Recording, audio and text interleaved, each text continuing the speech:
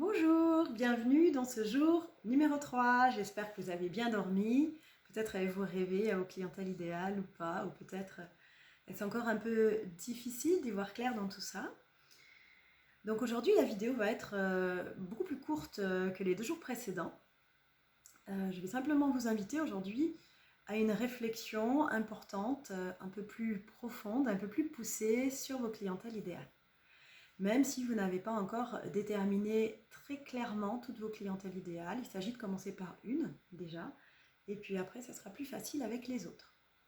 Ce que je vais vous donner comme information aujourd'hui vous sera peut-être aussi utile pour préciser vos clientèles idéales. Donc même principe, je vous invite à prendre une feuille. Cette feuille, vous allez la prendre au format horizontal, format paysage comme dirait Word. Et vous allez écrire le nom de votre clientèle idéale. Alors, petite précision, la clientèle idéale, bon, parfois on peut préciser femme, homme, âge. On n'est pas dans une étude de marché, dans un travail marketing purement axé sur une tranche d'âge, une catégorie socio-professionnelle ou quoi que ce soit. On est vraiment sur votre clientèle idéale.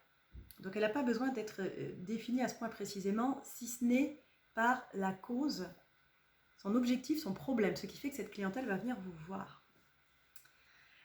C'est pour ça qu'aujourd'hui, nous allons travailler sur ça. Donc vous mettez dans la première colonne le nom de votre clientèle idéale, par exemple les migraineux, personnes qui ont des migraines, personnes stressées. Vous pouvez préciser si ce sont des personnes stressées. Vous verrez d'ailleurs que, enfin vous verrez ou pas, qu'il y a beaucoup de sophrologues qui vont travailler sur le stress, mais qui vont parler à des clientèles idéales différentes. Car chacun va en avoir une perception différente. Chacun va avoir envie de travailler avec une clientèle spécifique. Même si on n'a pas toujours l'impression d'être si original que ça sur ces thématiques-là, et pourtant, si. Il y a toujours de vous dans ce que vous allez retrouver, dans ce que vous allez attirer. Donc dans la première colonne, vous notez le nom de votre clientèle idéale, même si elle n'est pas encore parfaitement définie. Dans la colonne qui se trouve en face, je vous invite à noter tout ce que vous souhaitez, vous pensez apporter à cette clientèle. Donc évidemment, prenez le temps de mettre la vidéo sur pause. Vous pouvez le faire donc sur chacune de vos 3 clientèles idéales si vous en avez 3. Donc prenez le temps de noter dans cette colonne tout ce que vous pensez ou tout ce que vous avez envie d'apporter, tout ce que vous pouvez apporter à ce type de clientèle idéale. Si je prends mon exemple des personnes migraineuses, gestion de la douleur, et encore, moi c'est ce que je dirais, mais peut-être que vous diriez autre chose. Espacement des crises, certains vont peut-être dire je souhaiterais apporter de la sérénité, un retour au corps, au bien-être, voilà. Ce qui vous parle à vous. Je vous laisse quelques instants écrire ça, du moins je vous invite à mettre sur pause.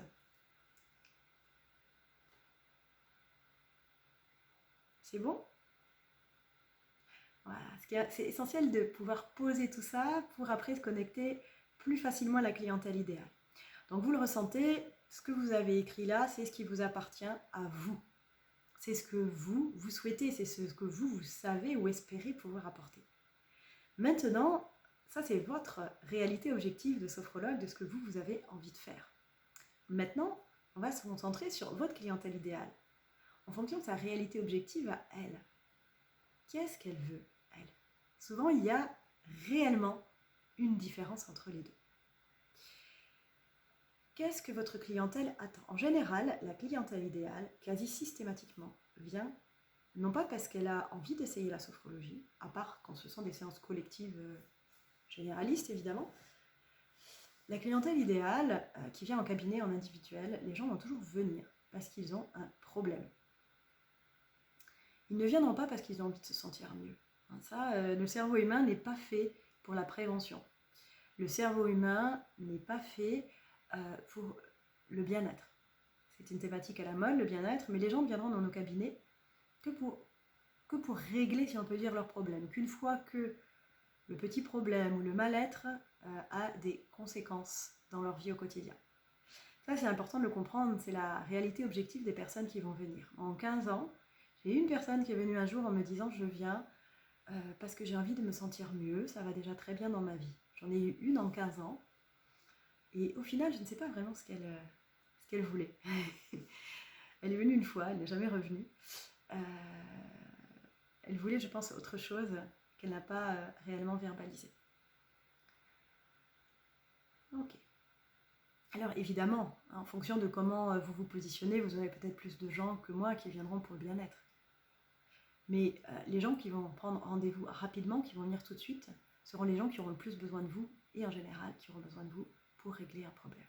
Donc ce que je vous invite à mettre dans la deuxième colonne, c'est ce que vos clients espèrent ou attendent et idéalement leurs problèmes, les problèmes qu'ils souhaitent régler.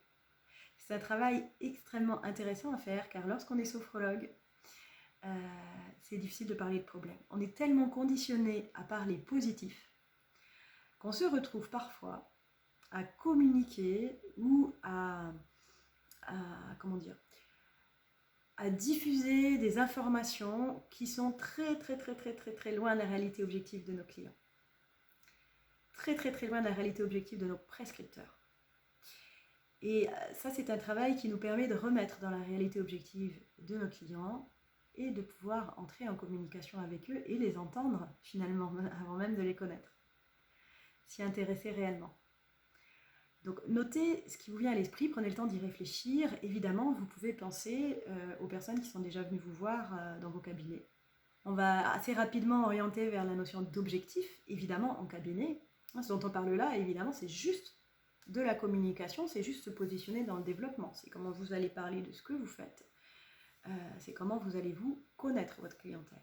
Alors, je ne vous dis pas qu'au cabinet, il s'agit d'entrer dans ce process de savoir quel est le problème de la personne.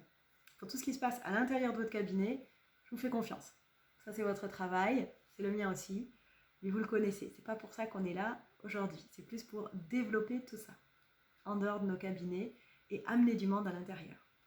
Deuxième colonne, je vous invite à noter les problèmes, les raisons pour lesquelles votre clientèle idéale va venir vous voir, quelles sont ses attentes.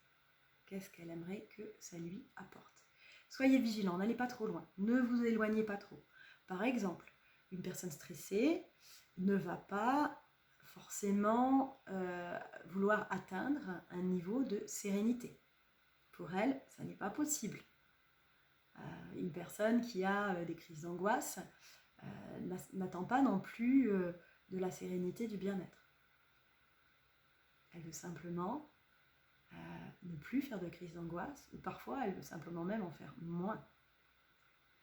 Vous voyez un peu ce qui diffère entre ce que vous souhaitez apporter et ce que la personne souhaite. Donc voilà, je vous invite à remplir ce tableau, même si ça fait peut-être appel à votre imagination, si vous n'avez pas encore trop d'expérience. Vous pouvez aller aussi sur les réseaux sociaux, sur des groupes. Je reprends toujours mon exemple des migraineux, par exemple des groupes de migraineux, et voir un peu de quoi ça parle, quels sont les problèmes, pour vous inspirer si vraiment vous vous sentez en manque d'inspiration. Vous pouvez aussi m'écrire un message sous la vidéo et dans la mesure du possible, je vous aiderai à affiner tout ça. Voilà. Ce qu'on a mis dans ce tableau-là sont vraiment les bases, les clés de votre communication. Je suis sophrologue, j'aide les gens qui ont tel ou tel problème. Même si au début, pour les sophrologues, ça peut être un peu compliqué d'employer le mot problème. Voilà. Donc, votre communication pourra se décliner à partir de ça. Que ce soit sur vos sites internet, je vous conseille vivement d'avoir un site internet. Il y a des publicités qui disent que ce n'est pas nécessaire. De nos jours, c'est quand même indispensable pour pouvoir être visible et que vos clients puissent vous trouver. De communiquer là-dessus, sur vos clients, sur leurs attentes et ensuite sur ce que vous pouvez leur apporter dans la mesure de ce que sont prêts à entendre, de ce que eux souhaitent. Vous pourrez communiquer aussi comme ça lorsque vous vous présentez à des prescripteurs et je vous assure que ça sera beaucoup plus facile et ça sera beaucoup plus fluide aussi pour vous de savoir à qui vous voulez adresser et pourquoi. Devenir progressivement un ou une spécialiste vous donnera de la confiance, de la légitimité, éloignera le syndrome de l'imposteur, même si au début ça peut vous questionner. Voilà, donc je vous invite à mettre vos commentaires sous la vidéo et puis on se retrouve demain. Demain, ça sera Emmanuelle Lebris pour la prochaine vidéo. Voilà, je vous souhaite une bonne une bonne journée, une bonne fin de journée. Je vous dis dans 2 jours.